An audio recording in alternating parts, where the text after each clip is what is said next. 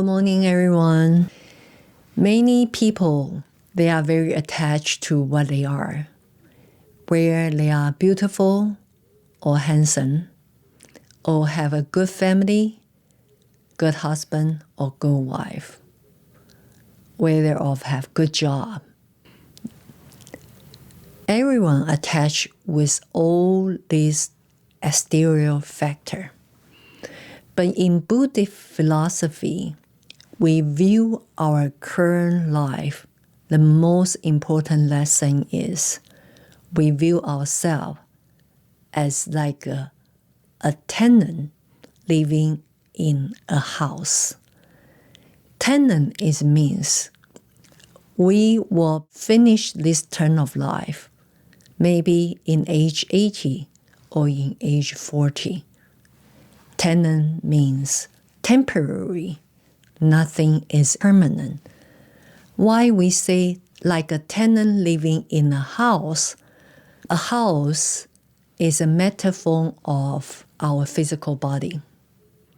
Maybe our body can lend us stay and use for 90 years, maybe sometimes only 30 years. So that's why in Buddhist practitioner, we view ourselves in our this turn of life like a tenant in a house. Our conscious living in this physical body is temporary. So that's why the metaphor as a tenant live in a house.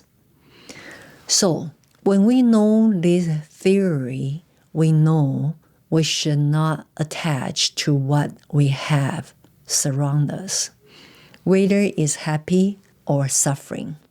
The most important is we need to keep the state of our mind in peace, free of attachment.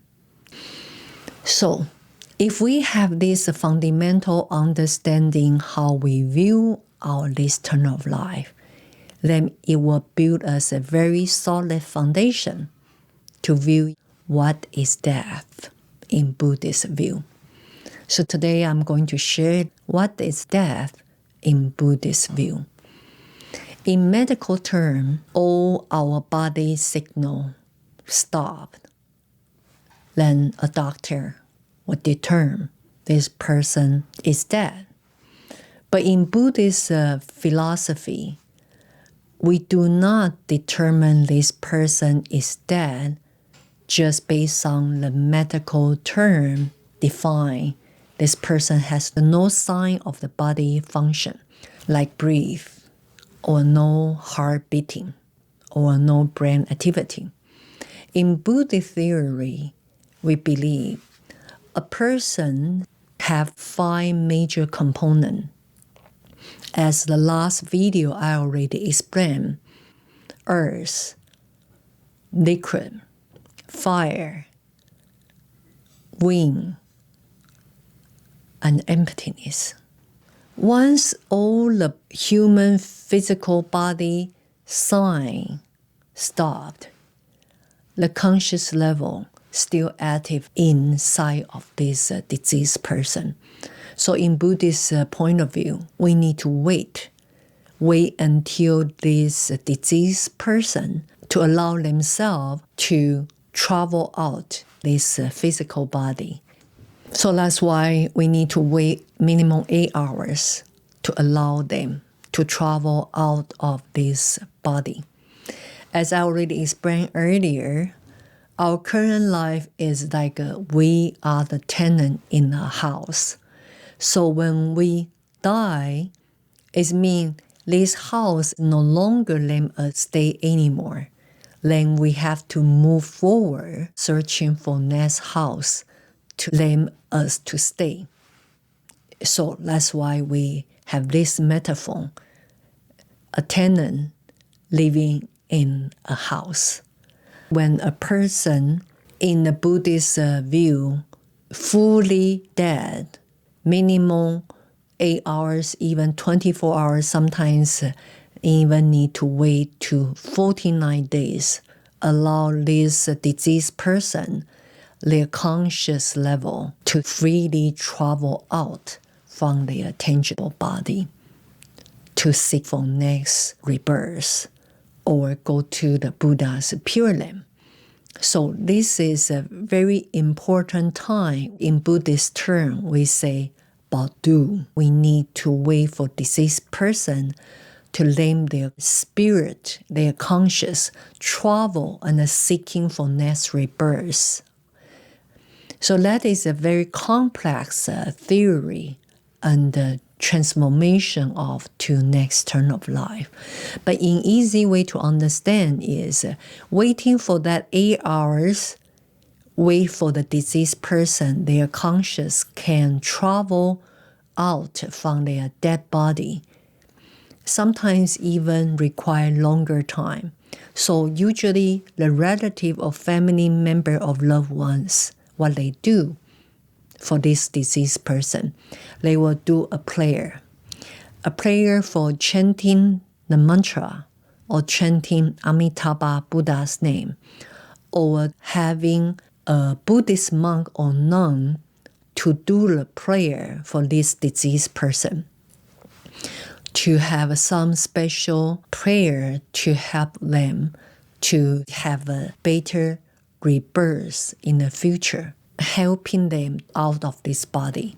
So if you are interested in these concepts, the most important is do not cry in front of them or shake their body.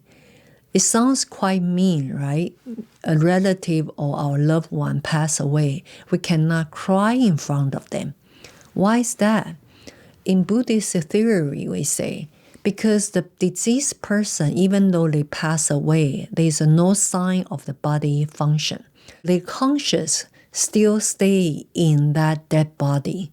So when they see all the relatives of their loved one crying, they will have a stronger attachment. They cannot freely let go this dead body. And they will have more suffering and they cannot let go. So that's why we encourage the relative, try not to cry. If you cannot hold the tears, try go to other places to cry.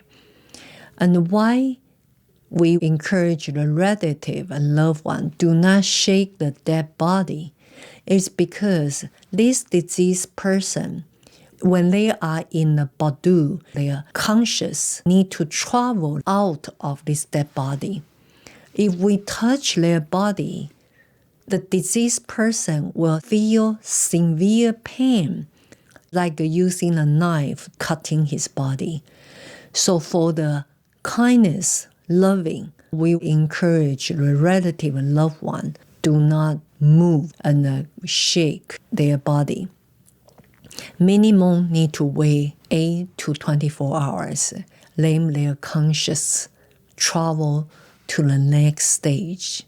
So these are good 2 tips you can learn when you're facing someone pass away, how to best rescue them from this suffering of being in death. On top of that, you can do a lot of prayer, like chanting a mantra, doing a prayer, and ask the deceased person to do the prayer with you. Because on the time their physical body stop the function, their conscious is very clear and it can mobility to anywhere.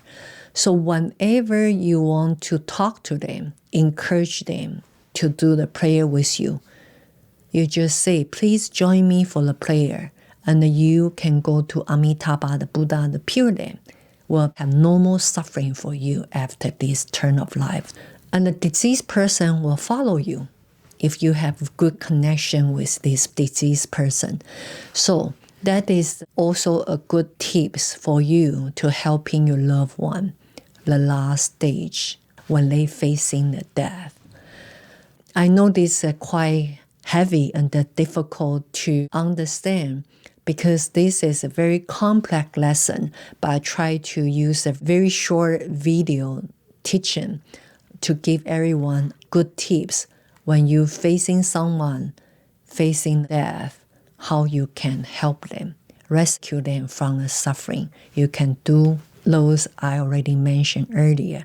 For the future, how you can do more when they are traveling, seeking for next turn of rebirth, we say in Baudu period. I will try to create another video in the future. I wish you enjoyed my sharing today, and I hope next time you'll join me again. Thank you.